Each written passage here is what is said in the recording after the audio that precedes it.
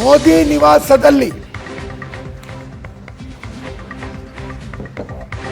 ನಿವಾಸದಲ್ಲಿ ಎನ್ಡಿಎ ನಾಯಕರ ಸಭೆ. ಎನ್ಡಿಎ ನಾಯಕರುಗಳು ಬಂದಿದ್ದಾರೆ.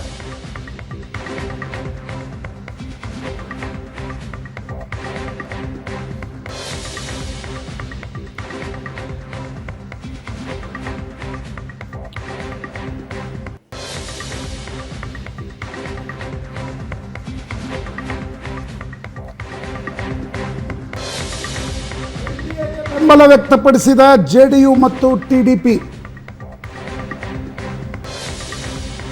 ಕೇಂದ್ರದಲ್ಲಿ ಮತ್ತೊಮ್ಮೆ ಎನ್ಡಿಎ ಸರ್ಕಾರ, ನರೇಂದ್ರ ಮೋದಿ ಮತ್ತೊಮ್ಮೆ ಪ್ರಧಾನಿ.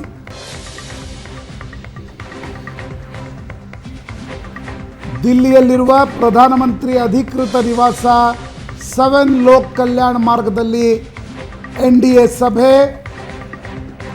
ಸಭೆಯಲ್ಲಿ ಭಾಗವಹಿಸಿದ ಪ್ರಧಾನಿ ಮೋದಿ, ಅಮಿತ್ ಶಾ, ರಾಜನಾಥ್ ಸಿಂಗ್, ಜೆ.ಪಿ. ನಡ್ಡಾ, ನಿತಿನ್ ಗಡ್ಕರಿ ಮತ್ತು ಬಹುಮುಖ್ಯವಾಗಿ ನಿತೀಶ್ ಕುಮಾರ್, ಚಂದ್ರಬಾಬು ನಾಯ್ಡು, ಏಕನಾಥ್ ಶಿಂದೆ, ಅಜಿತ್ ದಾದಾ ಪವಾರ್, ಎಚ್.ಡಿ. ಕುಮಾರಸ್ವಾಮಿ, ಚಿರಾಗ್ ಪಾಸ್ವಾನ್, ಜಿತಿನ್ ರಾಮ್ ಮಾಂಝಿ. ರಾಷ್ಟ್ರಪತಿ ಭವನದಲ್ಲಿ ದ್ರೌಪದಿ ಮುರ್ಮು ಅವರನ್ನು ಭೇಟಿಯಾದ ಪ್ರಧಾನಮಂತ್ರಿ ನರೇಂದ್ರ ಮೋದಿ.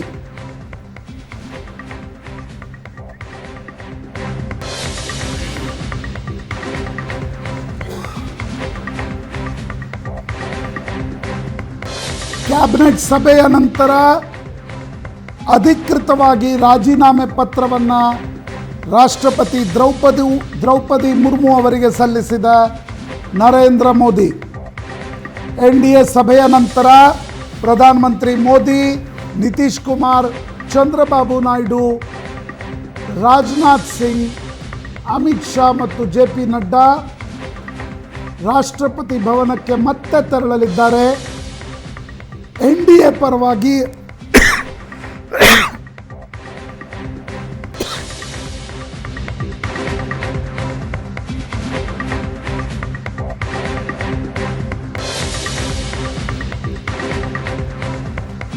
ಎಲ್ಲ ಅಂದುಕೊಂಡಂತೆ ಆದ್ರೆ ಜೂನ್ 8ಕ್ಕೆ ಪ್ರಧಾನಿ ನರೇಂದ್ರ ಮೋದಿ ಪ್ರಮಾಣ ವಚನ ಸ್ವೀಕಾರ. 8ನೇ ತಾರೀಖು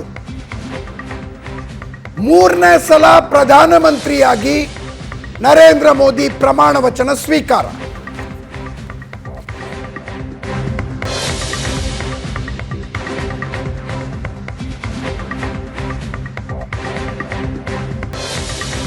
ನೇ ತಾರೀಖು ಬಿಜೆಪಿಯ ಎಲ್ಲ ಸಂಸದರ ಸಭೆ ಕರೆದಿದ್ದಾರೆ. ಆ ಸಭೆಯಲ್ಲಿ ಸಂಸದೀಯ ಪಕ್ಷದ ನಾಯಕರಾಗಿ ನರೇಂದ್ರ ಮೋದಿ ಅವರನ್ನು ಆಯ್ಕೆ ಮಾಡಲಾಗುತ್ತೆ.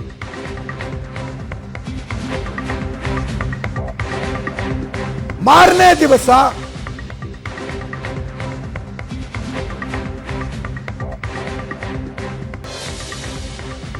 ಎಂಟನೇ ತಾರೀಖು ನರೇಂದ್ರ ಮೋದಿ 3ನೇ ಸಲ ಪ್ರಧಾನಿಯಾಗಿ ಪ್ರಮಾಣ ವಚನ ಸ್ವೀಕರಿಸಲಿದ್ದಾರೆ ಅನ್ನೋದು ಸುದ್ದಿ.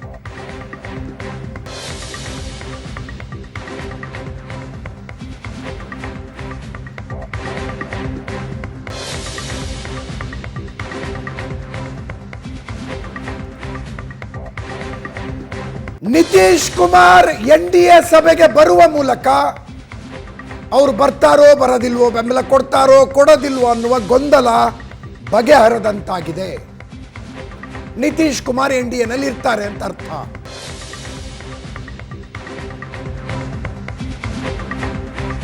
ಪ್ರಶಾಂತ್, ಇನ್ನೇನು ಗೊಂದಲ ಇಲ್ಲ, ಇನ್ನೇನು ಟ್ಯಾಂಟ್ರಮ್ಸ್ ಇರ್ಲಿಕ್ಕಿಲ್ಲ. ಅಲ್ಲ, ನನಗನ್ಸುತ್ತೆ ಈಗೇನು ಬಹುತೇಕ ಗೊಂದಲಗಳಂತ ಯಾವುದೇ ಸ್ಥಿತಿಗತಿ ಕಾಣ್ತಾ ಇಲ್ಲ. ಯಾಕಂದರೆ ನಿತೀಶ್ ಕುಮಾರ್ ಮತ್ತು ಚಂದ್ರಬಾಬು ನಾಯ್ಡು ಇಬ್ಬರು ಪ್ರಧಾನಮಂತ್ರಿ ನಿವಾಸಕ್ಕೆ ಎನ್ಡಿಎ ಸಭೆಗೆ ಬಂದಿದ್ದಾರೆ.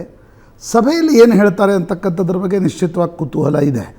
ಯಾಕಂದರೆ ನಿತೀಶ್ ಕುಮಾರ್ ಇಲ್ಲಿಯವರೆಗೆ ಮೌನದಂದಿದ್ದಾರೆ. ಸಭೆಯಲ್ಲಿ ಅಂದರೆ ಬಹಿರಂಗವಾಗಿ ಮಾತಾಡೋದಿಲ್ಲ, 1-to-1 ಮಾತುಕತೆಗಳಲ್ಲಿ ಇದು ಅಲ್ಲ, ಈ ನೆಗೋಷಿಯೇಷನ್ಸ್ ಅಲ್ಲ. ಓಕೆ, ಕಾಮನ್ ಮಿನಿಮಮ್ ಪ್ರೋಗ್ರಾಮ್ ಇರಬೇಕಾ, ಎಸ್ ಈ ಸಂಗತಿಗಳಿಂದ ಬಿ ಜೆ ಪಿ ದೂರ ಇರುತ್ತಾ, ಕರೆಕ್ಟ್. ಇವುಗಳನ್ನು ನಿತೀಶ್ ಕುಮಾರ್ ಪ್ರಸ್ತಾಪಿಸ್ತಾರ ಅಂತಕ್ಕಂಥದ್ದು ನೋಡಬೇಕು. ಯಾಕಂದರೆ ನಿತೀಶ್ ಕುಮಾರ್ ಜಾತಿ ಗಣತಿಯ ಬಗ್ಗೆ ಬಹಳಷ್ಟು ಎಸ್ ಅವ್ರದ್ದೊಂದು ಬದ್ಧತೆ ಇದೆ. ಜಾತಿ ಗಣತಿ ಮಾಡಿಸ್ಲೇಬೇಕು ಸರ್ಕಾರ ಅಂತಕ್ಕಂಥದ್ದು ಆಗ ನಾನು ಬೆಂಬಲ ಕೊಡ್ತೀನಿ ಅಂತಕ್ಕಂಥದ್ದನ್ನು ಸಭೆ ಒಳಗೆ ಹೇಳಿದರೆ ಇವತ್ತು ಸರ್ಕಾರ ರಚನೆಯ ಹಕ್ಕು ಮಂಡನೆ ಆಗೋದು ಮುಂದೆ ಹೋಗ್ಬೋದು. ಕರೆಕ್ಟ್. ಆದರೆ ಒಟ್ಟು ಬೆಳವಣಿಗೆಗಳನ್ನು ನೋಡ್ತಾ ಇದ್ದಾಗ ಅಂಥದ್ದು ಯಾವುದೇ ಪಟ್ಟನ್ನು ಬಹಿರಂಗವಾಗಿ ನಿತೀಶ್ ಕುಮಾರ್ ಹಿಡಿಯುವ ಸಾಧ್ಯತೆಗಳು ತೀವ್ರವಾಗಿ ಕಡಿಮೆ ಅಂತ ಅನಿಸುತ್ತೆ.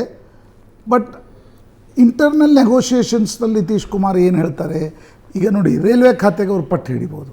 ಹೌದು ಹೌದು, ಪಾಸಿಬಲ್. ರೈಲ್ವೆ ಖಾತೆ ಅವರು ಅಂದ್ರೆ ಅವ್ರಿಗೆಲ್ಲ ಅವರ ಪಕ್ಷಕ್ಕೆ ರೈಲ್ವೆ ಖಾತೆ ಬೇಕು. ಅಲ್ಲ, ಅವ್ರಿಗಲ್ಲ, ಅವ್ರ ಪಕ್ಷಕ್ಕೆ. That's what. ಅದನ್ನು ಪಟ್ಟು ಹಿಡಿದ್ರೆ ಏನಾಗ್ಬೋದು, ಅಥವಾ ನಿತೀಶ್ ಕುಮಾರ್ ಕೇಂದ್ರದ ರಾಜಕಾರಣಕ್ಕೆ ಬರಬೇಕು ಅಂತಕ್ಕಂಥದ್ದೇನಾದರೂ ಮನಸ್ಸಿದ್ದಲ್ಲಿ ಆಗ ಒಂದು ಹೊಸದೊಂದು ಸಮಸ್ಯೆಗಳು ಕೂಡ ಎದುರಾಗ್ಬೋದು. ನಾನಿದು ಪ್ರಪಂಚದಲ್ಲಿ ಹೇಳ್ತಾ ಇದ್ದೀನಿ. Yes yes yes. Because politics always runs with hypothetical mind. ಹಿಂಗಾಗ್ಬೋದು. ಅಲ್ಲ, ಇದೇ ತರ್ಕದ ಪ್ರಕಾರ ನಿತೀಶ್ ಕುಮಾರ್ಗೆ ರಾಷ್ಟ್ರ ರಾಜಕಾರಣಕ್ಕೆ ಬರಬೇಕು ಅನ್ನೋ ಆಸೆ ಇರುವ ಸಾಧ್ಯತೆ ಇದೆಯಾ? ಇದ್ರದ್ದು ತಾರ್ಕಿಕವ? ಅಲ್ಲ, ಅಂದರೆ ನೋಡಿ, ಅವರ ಪಕ್ಷ ಮತ್ತು ಅವರ ರಾಜಕೀಯದ ದೃಷ್ಟಿಯಿಂದ ಪ್ರಧಾನಮಂತ್ರಿಯಾಗಿ ಬರಬೇಕು ಅಂತಕ್ಕಂಥದ್ದನ್ನು ನಿತೀಶ್ ಕುಮಾರ್ ಬಯಸ್ತಾ ಇದ್ದರು, ಅದರಲ್ಲಿ ಎರಡು ಮಾತಿಲ್ಲ. ಆದರೆ ಇವತ್ತಿನ ಸ್ಥಿತಿಯಲ್ಲಿ ಅವರು ಪ್ರಧಾನಮಂತ್ರಿ ಆಗ್ತಕ್ಕಂಥ ಇಲ್ಲ, ವಾತಾವರಣ ಇಲ್ಲ, ಮತ್ತು ಅವ್ರ ಬಳಿ ಆ ಸೀಟ್ಗಳು ಇಲ್ಲ. 12 ಸೀಟ್ಗಳನ್ನೇ ಬಂದವರು ಪ್ರಧಾನಮಂತ್ರಿ ಆಗ್ತಾರೆ ಅಂತಕ್ಕಂಥದ್ದನ್ನು ಬಯಸೋದು ಸ್ವಲ್ಪ ಅವ್ರಿಗೂ ಕಷ್ಟ ಆಗುತ್ತೆ. ಹೌದು. ಆದರೆ ಅವ್ರಿಗೊಂದು ಬಾರ್ಗೇನಿಂಗ್ ಪವರ್ ಬಂದಿದೆ. ಅವ್ರು ಕಿಂಗ್ ಆಗಲಿಲ್ಲ ಅಂದರೂ ಕಿಂಗ್ ಮೇಕರ್ನ ಭೂಮಿಕೆಯಲ್ಲಿದ್ದಾರೆ. ಆ ಕಿಂಗ್ ಮೇಕರ್ನ ಭೂಮಿಕೆಯಲ್ಲಿದ್ದಾಗ ಚಂದ್ರಬಾಬು ನಾಯ್ಡು, ನಿತೀಶ್ ಕುಮಾರ್ ಏನು ಕೇಳ್ತಾರೆ ಮೋದಿಯವರಿಂದ, ಎಸ್, ಏನು ಬಾರ್ಗೇನ್ ನಡೆಯುತ್ತೆ, ಏನು ಒಳಗಿಂದೊಳಗಡೆ ಎಷ್ಟು ಖಾತೆಗಳನ್ನು ಕೇಳ್ತಾರ, ಅಥವಾ ತಮ್ಮ ರಾಜ್ಯಗಳಿಗೆ ವಿಶೇಷ ಸ್ಥಾನಮಾನದ ಬೇಡಿಕೆಗಳನ್ನು ಇಡ್ತಾರ, ಇವೆಲ್ಲವೂ ಪ್ರಶ್ನೆಗಳು. ನೋಡಿ, ಒಂದು ಕಡೆ ಚಂದ್ರಬಾಬು ನಾಯ್ಡು ದಕ್ಷಿಣ ಭಾರತದ ಒಂದು ಪ್ರಮುಖ ರಾಜ್ಯದ ಮುಖ್ಯಮಂತ್ರಿ. ದಕ್ಷಿಣ ಭಾರತದ ರಾಜ್ಯಗಳೇನು ಕೇಳ್ತಾ ಇವೆ, ಕೇಂದ್ರ ಯಾಕೆ ಯು ಪಿ ಮತ್ತು ಬಿಹಾರ್ಗೆ ಮತ್ತು ಬಿಮಾರು ರಾಜ್ಯಗಳಿಗೆ ಹಣವನ್ನು ನಮ್ಮ ಟ್ಯಾಕ್ಸ್ ಕಲೆಕ್ಷನ್ ಮೂಲಕ ಕೊಡುತ್ತೆ ಅಂತಕ್ಕಂಥದ್ದನ್ನು ಕಾಂಗ್ರೆಸ್ ಪ್ರಸ್ತಾಪಿಸಿತ್ತು. ಬಹುತೇಕ ಕರ್ನಾಟಕದಲ್ಲಿ ಬಿ ಜೆ ಪಿ ಇದ್ದಾಗ ಕೂಡ ಆ ವಿಷಯವನ್ನು ಸಟಲ್ ಆಗಿ ಬಸವರಾಜ ಬೊಮ್ಮಾಯಿ ಪ್ರಸ್ತಾಪಿಸಿದರು. ಈಗ ಕೇಂದ್ರ ಒಂದು ವಿಚಿತ್ರ ಸ್ಥಿತಿಯಲ್ಲಿದೆ. ಒಂದು ದಕ್ಷಿಣದ ರಾಜ್ಯ, ಇನ್ನೊಂದು ಬಿಹಾರ. ಎರಡೂ ಮುಖ್ಯಮಂತ್ರಿಗಳ ಮೇಲೆ ಇವತ್ತು ಕೇಂದ್ರದ ಸರ್ಕಾರ ಅವಲಂಬಿತವಾಗಿರಲಿದೆ. ಹಾಗಿರುವ ಪರಿಸ್ಥಿತಿಯಲ್ಲಿ ಅವರು ಇಡ್ತಕ್ಕಂಥ ಡಿಮಾಂಡ್ಗಳೇನು? ಒಂದು ಆರ್ಥಿಕ ಡಿಮಾಂಡ್. ಆರ್ಥಿಕ ಅಂದಾಕ್ಷಣ ಹಣ ಅಲ್ಲ, ಸರ್ಕಾರಕ್ಕೆ ವಿಶೇಷ ಸ್ಥಾನಮಾನ. ಈಗ ಪೋಲಾವರಂ ಯೋಜನೆಗೆ ರಾಷ್ಟ್ರೀಯ ಯೋಜನೆ ಅಂತ ಘೋಷಿಸಬೇಕು ಅನ್ನೋದನ್ನು ಅವರು ಪಟ್ಟು ಹಿಡಿದಿದ್ರು. ಯಾವಾಗ 14ರಿಂದ 19 ಸರ್ಕಾರದಲ್ಲಿ. ಆಗ ನರೇಂದ್ರ ಮೋದಿ ಅದನ್ನು, ಆ ಬೇಡಿಕೆಯನ್ನು ಒಪ್ಕೊಳ್ಳಿಲ್ಲ. ಚಂದ್ರಬಾಬು ನಾಯ್ಡು NDA ಬಿಟ್ಟು ಹೋದರು. ಈಗ ಆಗ NDA BJP ಚಂದ್ರಬಾಬು ನಾಯ್ಡು ಮೇಲೆ ಅವಲಂಬಿತ ಆಗಿರಲಿಲ್ಲ. ಇವತ್ತು ಚಂದ್ರಬಾಬು ನಾಯ್ಡು ಮೇಲೆ BJP ಅವಲಂಬಿತ ಆಗಿದೆ. ಹೀಗಾಗಿ ಯಾವ ರೀತಿಯಾಗಿರ್ತಕ್ಕಂಥ ಒಂದು ನೆಗೋಷಿಯೇಷನ್ಸ್ ನಡುತ್ತೆ. But both are very seasoned, matured politicians. ಅಲ್ಲ, ಮ್ಯಾಚೂರ್ಡ್, ಬಟ್ ಹಿಂದಿನ ಪೊಲಿಟಿಕಲ್ ನಿರ್ಧಾರಗಳನ್ನು ನೋಡಿದಾಗ ಅಲ್ಲ ನೋಡಿ, ನಿಮಗೆ ಜಯಲಲಿತಾ ಮತ್ತು ಮಮತಾ ಬ್ಯಾನರ್ಜಿ ಅವರು ತುಂಬ ಮರ್ಕ್ಯೂರಿಯಸ್ ಇದ್ದರು. ಮ್ಯಾಚೂರ್ಡ್ ಅಂದರೆ ನಾನು ಹೇಳ್ತಾ ಇರೋದು, ಜಯಲಲಿತಾ ಮತ್ತು ಮಮತಾ ಥರ ಹೊರಗಡೆ ಬಂದು ಏನೋ ಮಾತನಾಡಿ ವಾತಾವರಣ ಅಂದರೆ ಒಂದು ವಿಚಿತ್ರ ವಾತಾವರಣಕ್ಕೆ ವಾಜಪೇಯಿ ಅವರ ಕಾಲದಲ್ಲಿ ಅದೇ ಮಾತಾಡ್ತಿದ್ವಿ. ಜಯಲಲಿತಾ, ಮಮತಾ ಮತ್ತು ಮಾಯಾವತಿ ಕೈಗೆ ಸಿಕ್ಕೊಂಡು, ಅಲ್ಲ, ಮಾಯಾವತಿ ಬೆಂಬಲ ಕೊಟ್ಟಿರಲಿಲ್ಲ. ಸಮತಾ, ಮಮತಾ, ಜಯಲಲಿತಾ ಅಂತಿದ್ರ. ಸಮತಾ, ಮಮತಾ, ಜಯಲಲಿತಾ. ನಿತೀಶ್ ಕುಮಾರ್ ಇದ್ರಲ್ಲಿ ಸಮತಾದಲ್ಲಿ. ಆದರೆ ಮಮತಾ ಮತ್ತು ಜಯಲಲಿತಾ ವಿಚಿತ್ರವಾಗಿರ್ತಕ್ಕಂಥ ಬೇಡಿಕೆಗಳನ್ನು ಕ್ಯಾಬಿನೆಟ್ ಮುಂದಿಡ್ತಾ ಇದ್ರು, ಕೇಂದ್ರದ ಮುಂದಿಡ್ತಾ ಇದ್ರು. ಜಯಲಲಿತಾ ಅಂತರೂ ಮುನಿಸ್ಕೊಂಡು ಹೋಗಿ ದಿಲ್ಲಿಯ ಮೌರ್ಯ ಶೆರಟನ್ ಹೋಟೆಲ್ನಲ್ಲಿ ಒಂದು ಪ್ರೆಸಿಡೆನ್ಷಿಯಲ್ ಸೂಟ್ ಇದೆ, ಆ ಪ್ರೆಸಿಡೆನ್ಷಿಯಲ್ ಸೂಟ್ನಲ್ಲಿ ಕೂತಿದ್ರು. ನಾನು ಅಟಲ್ ಬಿಹಾರಿ ವಾಜಪೇಯಿ ಸರ್ಕಾರವನ್ನು ತೆಗಿತೀನಿ ಅಂತ. ಸುಬ್ರಹ್ಮಣ್ಯ ಸ್ವಾಮಿ ಜಯಲಲಿತಾ ಮತ್ತು ಸೋನಿಯಾ ಗಾಂಧಿಯವರು ಒಂದು ಸಭೆ ನಡೆಸಿದರು 10 ಜನಪತ್ನ ಗಾರ್ಡನ್ನಲ್ಲಿ. ಅದು ಯಾವ ಪರ್ಯಾಯ ಇತ್ತಂದರೆ ಅವಿಶ್ವಾಸ ಗೊತ್ತುವಳಿಯನ್ನು ಮಂಡಿಸಲಾಯಿತು ಅಟಲ್ ಬಿಹಾರಿ ವಾಜಪೇಯಿ ಒಂದು ಮತದಿಂದ. ಅದು ಒಡಿಸ್ಸಾ, ಗಿರಿಧರ್ ಗೊಮಾಂಗೋ ಮುಖ್ಯಮಂತ್ರಿಯಾಗಿದ್ದರು, ಸಂಸತ್ ಸ್ಥಾನಕ್ಕೆ ರಾಜೀನಾಮೆ ಕೊಟ್ಟಿರಲಿಲ್ಲ. ಅದನ್ನು ಉಪಯೋಗಿಸ್ಕೊಂಡು ಗಿರಿಧರ್ ಗೊಮಾಂಗೋ ಸದನಕ್ಕೆ ಬಂದರು. ಒಂದು ಮತವನ್ನು ಅಟಲ್ ಬಿಹಾರಿ ವಾಜಪೇಯಿ ವಿರುದ್ಧ ಕೊಟ್ಟಿದ್ದರಿಂದ ವಾಜಪೇಯಿ ಸರ್ಕಾರ ಪತನಗೊಂಡಿತು. ಆಗ ಪಾರ್ಲಿಮೆಂಟ್ನ ಕಾರಿಡಾರ್ನಲ್ಲಿ ಒಂದು ಕಡೆ ಅಟಲ್ ಬಿಹಾರಿ ವಾಜಪೇಯಿ, ಇನ್ನೊಂದು ಕಡೆ ಸೋನಿಯಾ ಗಾಂಧಿ ಎದುರುಗಡೆಯಿಂದ ನಡೀತಾ ಬರ್ತಾ ಇದ್ರಂತೆ. ಸೋನಿಯಾ ಗಾಂಧಿ ರಾಜಕಾರಣಕ್ಕೆ ಬಂದು ಹಾರ್ಡ್ಲಿ 1.5 ವರ್ಷ ಆಗಿತ್ತು ಅಷ್ಟೇ. 98 ಅಂದರೆ 1-2 ವರ್ಷ ಆಗಿತ್ತು.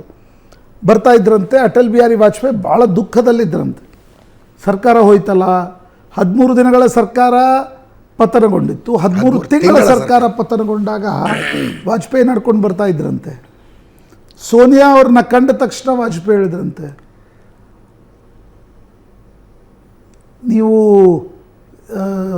ಅಬ್ ತೋ ಮುಸ್ಕುರಾओ ಮೊಹತರ್ಮಾ, ಅಬ್ ತೋ ಮುಸ್ಕುರಾओ ಮೊಹತರ್ಮಾ, ತಾಜ್ ತೋ ಹಟ್ವಾ ಹಿ ದಿಯಾ ಅಂದ್ರಂತೆ. ಅಂದರೆ ಕಿರೀಟನಂತ ತೆಗೆಸೇ ಬಿಟ್ರಿ, ಈಗಲಾದರೂ ನಗಿ ಅಂತ, ಈಗಲಾದರೂ ಸ್ವಲ್ಪ ನಕ್ಕು ಬಿಡಿ ಅಂತ ವಾಜಪೇಯಿ ಹೇಳಿದ್ರಂತೆ. ಆಗ ವಾಜಪೇಯಿ ನಡ್ಕೊಂಡು ರಾಷ್ಟ್ರಪತಿ ಭವನಕ್ಕೆ ಹೋದರು. ಅಂದರೆ ಭಾಳ ವಾಜಪೇಯಿ ಆಗ ದುಃಖಿತರಾಗಿದ್ದರು. ಅಷ್ಟೊಂದು ಅವ್ರಿಗೆ ಆ ಸಮ್ಮಿಶ್ರ ಸರ್ಕಾರಗಳನ್ನು ನಡೆಸುವ ಚಾಕಚಾಕ್ಯತೆ ಇದ್ದರೂ ಕೂಡ ಜಯಲಲಿತಾ ಕೊನೆಗೆ ಇಷ್ಟು ತೊಂದರೆ ಕೊಟ್ಟರು ಅಂತಂದರೆ ಸರ್ಕಾರವನ್ನೇ ತೆಗೆದುಬಿಟ್ರು. ಹೀಗಾಗಿ ಸಮ್ಮಿಶ್ರ ಸರ್ಕಾರ ನಡೆಸೋದು ಅದೊಂದು ಆರ್ಟ್. ಎಸ್, ವಾಜಪೇಯಿ ಅವ್ರಿಗೆ ಅದು ಕರಗತವಾಗಿತ್ತು. ಯಾಕಂದರೆ ವಾಜಪೇಯಿ ಒಂದು ಸ್ವಲ್ಪ ಉದಾರವಾದಿ ರಾಜಕಾರಣಿ. ವಾಜಪೇಯಿ ಕಮ್ಯುನಿಸ್ಟರ ಜೊತೆಗೂ ಕೂಡ ಕಮ್ಯುನಿಕೇಟ್ ಮಾಡ್ತಾಯಿದ್ರು.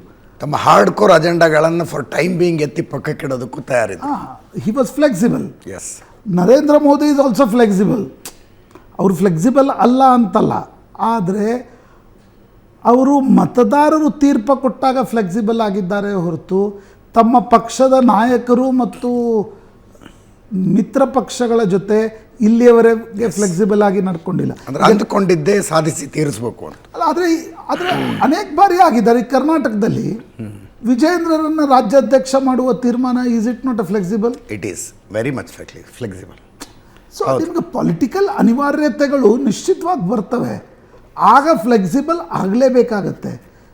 ನನಗನ್ಸುತ್ತೆ ನೋಡಿ, 2 contradictions. Atal Bihari Vajpayee was A great man, ಈ ವಾಸ್ ಎ ಪೋಯಟ್, ಕವಿ ಇದ್ದರು, ಸುದೀರ್ಘ ದೇಶದ ರಾಜಕಾರಣ ಗೊತ್ತಿತ್ತು, ಎಲ್ಲ ಪಕ್ಷಗಳೊಡನೆ ಅವ್ರ ಮೈತ್ರಿ ಇತ್ತು. ಎಲ್ಲಿಯವರೆಗಂದರೆ ಅಮೇರಿಕ ಇರಾಕ್ ಮೇಲೆ ದಾಳಿ ನಡೆಸ್ತು 2001. ಜಾರ್ಜ್ ಬುಷ್ ಭಾಳ ಅಗ್ರೆಸಿವ್ ಆಗಿದ್ದರು, either with me or not with me. ಆಗ ಅವರು ಅಟಲ್ ಬಿಹಾರಿ ವಾಜಪೇಯಿಗೆ, ನನಗನ್ಸುತ್ತೆ ಅವರ ಸೆಕ್ರೆಟರಿ ಆಫ್ ಸ್ಟೇಟ್ ಯಾರು ಕೊಂಡೊಲಿದಾರ ಯಾರೋ ಇದ್ದರು, ಅವ್ರು ಕಾಲ್ ಮಾಡಿದರು, ಇಲ್ಲ ಜಸ್ವಂತ್ ಸಿಂಗ್ ನಮ್ಮ ರೀಫ್ಯೂಯಲ್ ಆಗಬೇಕು, ಅಮೇರಿಕನ್ ಇವು ಭಾರತದ ವಿಮಾನ ನಿಲ್ದಾಣವನ್ನು ನಮಗೆ ರೀಫ್ಯೂಯಲ್ ಮಾಡಲಿಕ್ಕೆ ಕೊಡಿ ಅಂತ. ಅಟಲ್ ಬಿಹಾರಿ ವಾಜಪೇಯಿ ಅವ್ರಿಗೆ ಗೊತ್ತಿತ್ತು, ರೀಫ್ಯೂಯಲ್ ಮಾಡಿದ ಕ್ಷಣ we are involved in that war. ಮನಸ್ಸಿರಲಿಲ್ಲ. ಅವರು ಎ ಬಿ ಬರ್ಧನ್ ಮತ್ತು ಡಿ ರಾಜಾ ಕರೆದ್ರು, ಕರೆದ್ರು ಎ ಬಿ ಬರ್ಧನ್ ಮತ್ತು ಡಿ ರಾಜಾ.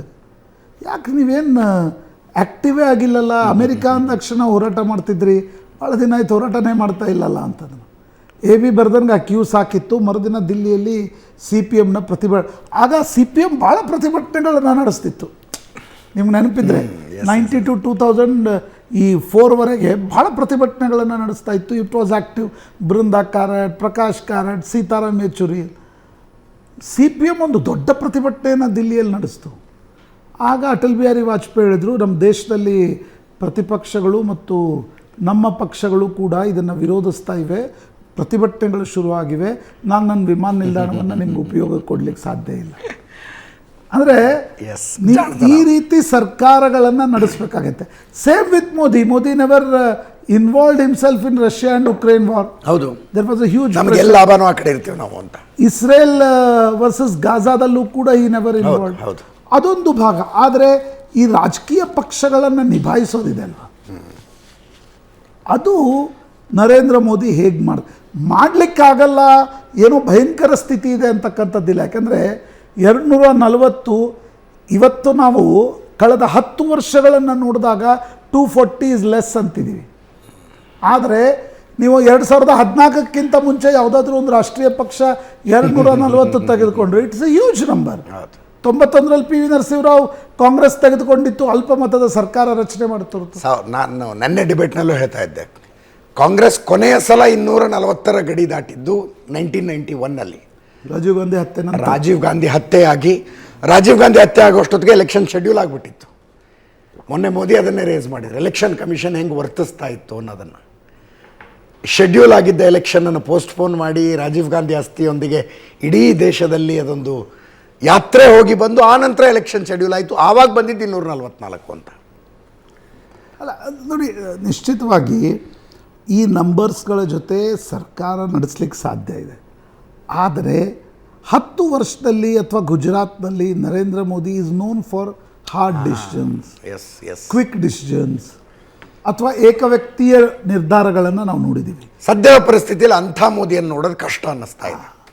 ಅದನ್ನು ಹೇಗೆ ನಿಭಾಯಿಸ್ತಾರೆ? ಮತ್ತು ಇನ್ನೊಂದು, ಕಳೆದ 10 ವರ್ಷಗಳಲ್ಲಿ ಮೋದಿ ತನ್ನ ಸರ್ಕಾರದ ಮಂತ್ರಿಗಳ ವಿರುದ್ಧ ಎಲ್ಲೂ ಭ್ರಷ್ಟಾಚಾರದ ಆರೋಪ ಬರದೇ ಇರುವ ಹಾಗೆ ನೋಡಿಕೊಂಡಿದ್ದಾರೆ. ಯಾಕಂದರೆ ಮೋದಿ ಸರ್ಕಾರ ಯಾವ ಸಂದರ್ಭದಲ್ಲಿ ರಚನೆ ಆಯಿತು, UPA 2ದಲ್ಲಿ series of corruption charges Congress ಮೇಲೆ ಬಂತು. ಇದೇ ಇವತ್ತೇನು ಅರವಿಂದ್ ಕೇಜ್ರಿವಾಲ್ ಇದ್ದಾರೆ, ಅವರೇ ಅನೇಕ ಆರೋಪಗಳನ್ನು ಕಾಂಗ್ರೆಸ್ ಮೇಲೆ ಮಾಡಿದರು. 10 ವರ್ಷದಲ್ಲಿ ನರೇಂದ್ರ ಮೋದಿಯ ಸಾಧನೆ ಏನು ಅಂತಂದರೆ, ತನ್ನ ಸರ್ಕಾರದ ವಿರುದ್ಧ, ತನ್ನ ವಿರುದ್ಧ ಈಗ ವಿಪಕ್ಷಗಳ ಅನೇಕ ಆರೋಪಗಳನ್ನು ಮಾಡಿರಬಹುದು, ಆದರೆ ವೈಯಕ್ತಿಕ ವಿಚಾರದಲ್ಲಿ ಎಲ್ಲೋ ಕ್ವಿಡ್ ಪ್ರೋಕೋ ಮಂತ್ರಿಗಳಲ್ಲಿ ನಡೀತಾ ಇದೆ, ಯಾವುದೋ ಆರೋಪ ಬಂದಿದೆ, ಆ ರೀತಿಯ ಆರೋಪಗಳನ್ನು ಬಂದಿಲ್ಲ. ಈಗ ಮಿತ್ರ ಪಕ್ಷಗಳಿಗೆ ಅಧಿಕಾರವನ್ನು ಕೊಡ್ತಕ್ಕಂಥ ಸಂದರ್ಭದಲ್ಲಿ ಅದನ್ನು ಹೇಗೆ ನಿಭಾಯಿಸ್ತಾರೆ? ಒಂದು. ಎರಡನೇದು, when it comes to infrastructure, Modi has done wonders, no doubt about it. Railway, ರಸ್ತೆ, ಬಂದರು, ವಿಮಾನ, ಏರ್ಪೋರ್ಟ್ಗಳು. ಈಗ ಕೀ ಇನ್ಫ್ರಾಸ್ಟ್ರಕ್ಚರ್ ಖಾತೆ ರೈಲ್ವೆ ಮತ್ತು ಸಿವಿಲ್ ಏವಿಯೇಷನ್. ಅದನ್ನೇ ಚಂದ್ರಬಾಬು ನಾಯ್ಡು ಒಂದು, ನಿತೀಶ್ ಕುಮಾರ್ ಒಂದು ಕೇಳಿದರೆ ಆಗ ಮೋದಿ ಏನು ಮಾಡ್ತಾರೆ? ಇದು ಬಹುಮುಖ್ಯವಾಗಿರ್ತಕ್ಕಂಥ ಪ್ರಶ್ನೆ. ಸೇಮ್ ಇಮೇಜ್ ಉಳಿಸ್ಕೊಂಡು ಹೋಗ್ಬೇಕು, ಭ್ರಷ್ಟಾಚಾರ ರಹಿತ ಆಡಳಿತ ಅನ್ನುವ ಇಮೇಜ್ ಉಳಿಸ್ಕೊಂಡು ಹೋಗ್ಬೇಕು. ಅದು ಮೈತ್ರಿಕೂಟದಲ್ಲಿ ಸಾಧ್ಯವ? ತಮ್ಮ ಪಕ್ಷದಿಂದ ಗೆದ್ದು ಸಚಿವರಾದವ್ರನ್ನ ಹೆಂಗೋ ಹ್ಯಾಂಡಲ್ ಮಾಡ್ಕೋಬೋದು, ಮೈತ್ರಿ ಪಕ್ಷಗಳನ್ನು ಹೆಂಗೆ ಹ್ಯಾಂಡಲ್? ಎಲ್ಲಿವರೆಗಂದರೆ ಇಂಥ ಅನೇಕ ಉದಾಹರಣೆಗಳಿವೆ. ತಮ್ಮ ಕೇಂದ್ರ ಮಂತ್ರಿಗಳ ಯಾವುದೋ ಆಪ್ತ ಕಾರ್ಯದರ್ಶಿಯ ವಿರುದ್ಧ ಏನಾದರೂ ಆರೋಪ ಬಂದರೆ, ಆಪ್ತ ಕಾರ್ಯದರ್ಶಿ ಬಿಟ್ಬಿಡಿ, is A private secretary, IAS officer, ಇಂಥ ಅನೇಕ ಉದಾಹರಣೆಗಳಿವೆ. ತಮ್ಮ ಪಕ್ಷದ ಕೇಂದ್ರ ಮಂತ್ರಿಗಳ ಪರ್ಸನಲ್ ಸ್ಟಾಫ್, OSD ಪರ್ಸ್ನಲ್ ಸ್ಟಾಫ್ಗಳು ಎಲ್ಲಾದರೂ, ಅಂದರೆ ಇವತ್ತು ತುಂಬ ದಿನ ನಾವು ಇದ್ರ ಬಗ್ಗೆ ಯಾಕೆ ಮಾತಾಡಲ್ಲ ಅಂದರೆ ತಥ್ಯಗಳಿರಲ್ಲ, ಅದಿಲ್ಲ. ಆದರೆ ಅನೇಕ ವೈಯಕ್ತಿಕ ಪ್ರಸಂಗಗಳು ನಮ್ಗೆ ಗೊತ್ತಿವೆ. ಎಲ್ಲಾದರೂ ಒಂದು 4 ಕೋಟಿ ಮನೆ ಕಟ್ಟಿದ್ರು ಅಂದರೆ he will call his minister and ask ಹೆಂಗೆ ಮನೆ ಕಟ್ಟಿದಾನ ಅವನು ಅಂತ. ಅಲ್ಲಿಯವರೆಗೆ ಅವರು ಮೈಕ್ರೋ ಮ್ಯಾನೇಜ್ಮೆಂಟ್ ಮಾಡ್ತಾರೆ. ಈಗ ಇದು ಸರಿಯೋ ತಪ್ಪೋ ಅನ್ನೋ ಚರ್ಚೆಗಳು ಕೂಡ ಇರ್ಬೋದು. ಮನಮೋಹನ್ ಸಿಂಗ್ ಇದನ್ನು ಮಾಡ್ತಾ ಇರಲಿಲ್ಲ, ವಾಜಪೇಯಿ ಇದನ್ನು ಮಾಡ್ತಾ ಇರಲಿಲ್ಲ, Narendra Modi it's a style of working. ಇನ್ನು ಮೇಲೆ ಇದನ್ನು ಪ್ರಶಾಂತ್ ಹೇಳ್ತಾ ಇರೋದು ಯಾವುದೋ ಅಂದರೆ ಉದಾಹರಣೆ ಕೊಟ್ಟಲ್ಲ, ಆ್ಯಕ್ಚುಲ್ ನಡೆದಿದ್ದು ಘಟನೆ. ಒಬ್ಬ ಮಿನಿಸ್ಟ್ರನ್ನ ಕರೆದು ಕೇಳಿದ್ರಂತೆ, ನೀವು ಒಬ್ಬೊಂದು ಪರ್ಸನಲ್ ಸ್ಟಾಫ್ ಇಟ್ಕೊಂಡಿದ್ದೀರಿ, 5 ಕೋಟಿಯ ಮನೆ ಕಟ್ಟಿದಾನವನು, ಏನು ಮಾಡ್ತಿದ್ದಾನವನು ಅಂತ ಕೇಳಿದ್ರಂತೆ. ಮಿನಿಸ್ಟರ್ಗೆ ಶಾಕ್ ಆಯಿತು ಅಂತ. ಇಲ್ಲ, ಇಂಥ 108 ಉದಾಹರಣೆಗಳು. ಎಸ್. ಈಗ ಮಿತ್ರ ಪಕ್ಷಗಳ ಜೊತೆ ಸರ್ಕಾರವನ್ನು ನಡೆಸ್ತಕ್ಕಂಥ ಸಂದರ್ಭದಲ್ಲಿ Chandrababu Naidu and Nitish Kumar R very seasoned politicians. ಆದರೆ ಅವರ ನಾಮಿನಿಯಾಗಿ ಬರ್ತಕ್ಕಂಥ ಯಾರು ಬರ್ತಾರೆ, ಯಾವ ಖಾತೆ ಕೇಳ್ತಾರೆ, ಇದು ಬಹಳ ಮುಖ್ಯವಾಗಿರ್ತಕ್ಕಂಥ ವಿಚಾರ. ಇಡೀ ಅಂದರೆ ನನಗನ್ಸೋದು BJPಯ ಮತದಾರರಲ್ಲಿ, ನಾನು ನಿನ್ನೆಯಿಂದ ಸೋಷಿಯಲ್ ಮೀಡಿಯಾದಲ್ಲಿ ನೋಡ್ತಾ ಇದ್ದೀನಿ, ಬಿಡಿ ಕಾಂಗ್ರೆಸ್ನ ಮತದಾರರು ನೈತಿಕವಾಗಿ ರಾಜೀನಾಮೆ ಕೊಡಿ ಅಂತಾರೆ, ದ್ಯಾಟ್ಸ್ ಓಕೆ, ಪೊಲಿಟಿಕ್ಸ್ನಲ್ಲಿ ರಾಜೀನಾಮೆಯನ್ನು ಕೇಳ್ತಾರೆ. BJPಯ ಮತದಾರರಿಗೆ ಏನು ಆತಂಕ ಇದೆ? ನಾವು 10 ವರ್ಷ ನೋಡಿದ 3ನೇ ಬಾರಿ ವೋಟು ಹಾಕಿದ ನರೇಂದ್ರ ಮೋದಿ 5 ವರ್ಷ ಹೇಗಿರ್ತಾರೆ? ಅದೇ ರೀತಿಯ ಆಡಳಿತವನ್ನು ಕೊಡ್ತಾರ? ಅವರ ಮೇಲೆ ಒತ್ತಡಗಳು ಬರ್ತಾವ, ಆ ಒತ್ತಡಗಳನ್ನು ಹೇಗೆ ನಿಭಾಯಿಸ್ತಾರೆ? ಮತ್ತು ಇನ್ನೊಂದು ಹೊಸ ಪಾರ್ಲಿಮೆಂಟ್ನಲ್ಲೂ ಕೂಡ ನಾವು ಇದನ್ನು ನೋಡಲಿದ್ದೀವಿ. ಪಾರ್ಲಿಮೆಂಟ್ ವಿಲ್ ಚೇಂಜ್ ಆಟೋಮೆಟಿಕಲಿ, ಯಾಕಂದರೆ ಒಂದು ಹೊಸ ರೀತಿಯ ವಿಗರ್, ಒಂದು ಹೊಸ ರೀತಿಯ Strong ವಿಪಕ್ಷ ಬರುತ್ತೆ. ವಿಪಕ್ಷಗಳು ಬರ್ತಾ ಇವೆ.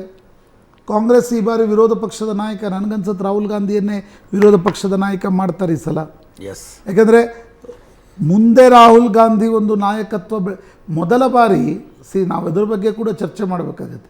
ಮೊದಲ ಬಾರಿ 10 ವರ್ಷಗಳಲ್ಲಿ ರಾಹುಲ್ ಗಾಂಧಿ 10 ವರ್ಷ ಬರೀ ಟಾಂಟೇ, ಜನರ ಟಾಂಟು, ಮಾಧ್ಯಮಗಳ ಟಾಂಟು, BJPಯ ಟಾಂಟ್ಗಳನ್ನೇ ಎದುರಿಸಿದ್ದಾರೆ ಹೊರತು ಅವ್ರಿಗೆ ಆ ರೀತಿಯ ಯಶಸ್ಸು ಸಿಕ್ಕಿರಲಿಲ್ಲ. ಆದರೆ ಮೊದಲ ಬಾರಿ ಅವರಿಗೆ 2 ಭಾರತ್ ಜೋಡೋ ಯಾತ್ರೆಗಳ ನಂತರ 99 ಸೀಟ್ಗಳು ಸಿಕ್ಕಿವೆ. ಆ್ಯಂಡ್ ಬೈ ಡಿಫಾಲ್ಟ್ ಅಂತ ಅದನ್ನು ಹೇಳಕ್ಕೆ ಸಾಧ್ಯ ಇಲ್ಲ. Chances, high chances. ಮಹಾರಾಷ್ಟ್ರದಲ್ಲಿ BJPಗಿಂತ ಜಾಸ್ತಿ ಸೀಟ್ಗಳನ್ನು ತೆಗೆದುಕೊಂಡಿದ್ದಾರೆ. ಉತ್ತರ ಪ್ರದೇಶದಲ್ಲಿ ಮೈತ್ರಿ ಒಂದು ವಿಧಾನಸಭೆ ಗೆಲ್ಲಿಕ್ಕಾಗದವರು 8, 7, 8 ಬಂದಿದ್ದಾರೆ. ಸಂಸದ ಸ್ಥಾನಗಳನ್ನು ಗೆದ್ದಿದ್ದಾರೆ. ವಿಮರ್ಶೆಗಳು ಹೇಳ್ತಾ ಇವೆ, ದಲಿತ ವೋಟ್ಗಳು BSPಯಿಂದ ಇಂಡಿಯಾ ಒಕ್ಕೂಟಕ್ಕೆ ಶಿಫ್ಟ್ ಆಗಿದ್ದೆ ಕಾಂಗ್ರೆಸ್ನಿಂದ, ಮತ್ತು ಅದರಲ್ಲಿ ಮಲ್ಲಿಕಾರ್ಜುನ್ ಖರ್ಗೆ ಅವರ ರೋಲ್ ದೊಡ್ಡದಿತ್ತು ಅಂತ. ಪಂಜಾಬ್ನಲ್ಲಿ ಕಾಂಗ್ರೆಸ್ ಸೀಟ್ ತೆಗೆದುಕೊಂಡಿದೆ. ನೀವು ಜಸ್ಟ್ ಇಮ್ಯಾಜಿನ್, ಕಾಂಗ್ರೆಸ್ ಮುಕ್ತ ಭಾರತ ಅಂತ ಅಮಿತ್ ಶಾ, ನರೇಂದ್ರ ಮೋದಿ ಹೇಳ್ತಾ ಇದ್ರು. ನಿಧಾನವಾಗಿ ನೋಡಿ, Kerala they got very good numbers. Tamil Nadu alliance and Congress got very good numbers. Sweep. Karnataka ಏನಿಲ್ಲ ಅಂದರೂ ಕಳೆದ ಬಾರಿ 1 ಇತ್ತು, ಇವತ್ತು 9 ಆದರು. ತೆಲಂಗಾಣದಲ್ಲಿ ಸರ್ಕಾರವೂ ಬಂತು, ಜೊತೆಗೆ ನಂಬರ್ಸ್ಗಳು ಬಂದಿವೆ. ಮಹಾರಾಷ್ಟ್ರದಲ್ಲಿ they are the single largest party. ಹೌದು, ಪಾರ್ಟಿ ಅಂದರೆ ಇನ್ ಟರ್ಮ್ಸ್ ಆಫ್ ಸೀಟ್ಸ್. ಹೌದು, 11 ಗೆದ್ದು. ಅವರು ವಿದರ್ಭ ಗೆದ್ದಿದ್ದಾರೆ. ಪಶ್ಚಿಮ ಮಹಾರಾಷ್ಟ್ರದಲ್ಲಿ ಸಾಂಗ್ಲಿ ಏನೋ ಒಂದು ತಮ್ಮ ಮಿತ್ರ ಪಕ್ಷಗಳನ್ನು ಎದುರು ಹಾಕ್ಕೊಂಡು ಕಾಂಗ್ರೆಸ್ ಗೆದ್ದಿದೆ ಅಲ್ಲಿ. ವಿಶಾಲ್ ಪಾಟೀಲ್ ಸಾಂಗ್ಲಿಯಲ್ಲಿ. ಇನ್ನೊಂದು ಕಡೆ ನಿಮಗೆ ಗುಜರಾತ್ನಲ್ಲಿ 1 ಸೀಟ್ ಬಂದಿದೆ, ಬನಸ್ಕಾಂಠ. ಅದೊಂದು ಅಚೀವ್ಮೆಂಟ್. ಕಳೆದ 2 ಬಾರಿ ಗೋಲ್ಡನ್ ಡಕ್ ಇತ್ತು BJP. ಮಧ್ಯಪ್ರದೇಶದಲ್ಲಿ ಸಿಕ್ಕಿಲ್ಲ. ರಾಜಸ್ಥಾನದಲ್ಲಿ ಕಾಂಗ್ರೆಸ್ ಪರ್ಫಾರ್ಮ್ಡ್ ವೆರಿ ವೆಲ್. ಹೀಗಾಗಿ ಸಹಜವಾಗಿ ಆ ಉತ್ಸಾಹ, ಆ ಕಾನ್ಫಿಡೆನ್ಸ್ ಲೋಕಸಭೆಯಲ್ಲೂ ಕೂಡ ಪ್ರತಿಧ್ವನಿಗೊಳ್ಳುತ್ತೆ. ಏನಿರುತ್ತೆ, ನೀವು ಇಷ್ಟು ದಿನ ಮಾತನಾಡುವವರೆಗೆ ನಿಮ್ಮ ಬಳಿ ನಂಬರ್ಸ್ ಇರಲಿಲ್ಲ. ಕರೆಕ್ಟ್. ಬಟ್ ಈಗ 100 ಜನ ಕಾಂಗ್ರೆಸ್ನ ಸಂಸದರೇ ನಿಮ್ಮ ಹಿಂದ್ಗಡೆ ನಿಂತಿರ್ತಾರೆ. And that gives confidence and legitimacy. Yes. So ಒಂದು ಕಡೆ ಲೋಕಸಭೆಯಲ್ಲಿ ವಿಪಕ್ಷಗಳು ಬದಲಾಗಿವೆ, ಇನ್ನೊಂದು ಕಡೆ ಸರ್ಕಾರದಲ್ಲಿ ಬರೀ BJPಯವ್ರನ್ನ ಬಿಟ್ಟು ಮಿತ್ರ ಪಕ್ಷಗಳು ಕೂಡ ಬರ್ತಾ ಇವೆ. ಇಲ್ಲಿಯವರೆಗೆ ಮೋದಿ ಪಾಪ್ಯುಲರ್, ಮೋದಿ ಚುನಾವಣೆಗಳು ನಡೀತಾ ಇತ್ತು. ಈ ಬಾರಿ ಬರೀ ರಾಜ್ಯ ವಿಧಾನಸಭೆಗಳಲ್ಲ, ಕೇಂದ್ರದಲ್ಲೂ ಕೂಡ ಆಂಟಿ ಇನ್ಕಂಬನ್ಸಿಯನ್ನು ನೋಡಬೇಕಾಗಿ ಬಂತು. ಉತ್ತರ ಪ್ರದೇಶದಂಥ ರಾಜ್ಯದಲ್ಲಿ 8% ವೋಟ್ ಶೇರ್ ಹೋಗಿದೆ. ಮಹಾರಾಷ್ಟ್ರದಲ್ಲಿ ಮೊದಲ ಬಾರಿ ಇಂಡಿಯಾ ಒಕ್ಕೂಟಕ್ಕಿಂತ 1% ವೋಟ್ ಶೇರ್ BJP ಅಲಯನ್ಸ್ ಕಡಿಮೆ ಇದೆ. ಕರ್ನಾಟಕದಲ್ಲೂ ಕೂಡ ಕಾಂಗ್ರೆಸ್ BJPಯ ಲೋಕಸಭಾ ಚುನಾವಣೆಯಲ್ಲಿ ನಾನು ಹೇಳ್ತಾ ಇರೋದು ಹತ್ರ 1% ಡಿಫ್ರೆನ್ಸ್ನಲ್ಲಿ ಕಾಂಗ್ರೆಸ್ ಬಂದಿದೆ. ಕಳೆದ 10 ವರ್ಷಗಳಲ್ಲಿ ಕರ್ನಾಟಕದಲ್ಲೂ ಕೂಡ ಕಾಂಗ್ರೆಸ್ ಬಂದಿರಲಿಲ್ಲ. ಅದರ ಅರ್ಥ ಏನು ಅಂತಂದರೆ, ಒಂದು ಕಾಂಬ್ಯಾಟಿವ್ ವಿಪಕ್ಷ ನಿಶ್ಚಿತವಾಗಿರುತ್ತೆ. ನಿಮಗೆ ಕಂಡ್ಯೂಸಿವ್ ಅಟ್ಮಾಸ್ಫಿಯರ್ ಏನು 10 ವರ್ಷ ಇತ್ತು, ಬಿಕಾಸ್ ಯುವರ್ ಸತತ ಗೆಲುವಿನ ಕಾರಣದಿಂದ ಅದು ಕಡಿಮೆ ಆಗುತ್ತೆ. ನಾನು ಸರ್ಕಾರ ನಡೆಸಲಿಕ್ಕೆ ಸಾಧ್ಯ ಇಲ್ಲ ಅನ್ನೋದನ್ನು ಹೇಳ್ತಾ ಇಲ್ಲ. Challenges will be more. Yes, challenges will be more. Correct. ಒಂದು ಸಣ್ಣ ಬ್ರೇಕ್ನ ಸಮಯ, ಬ್ರೇಕ್ ತಗೊಂಡು ವಾಪಸ್ ಬರ್ತೀನಿ.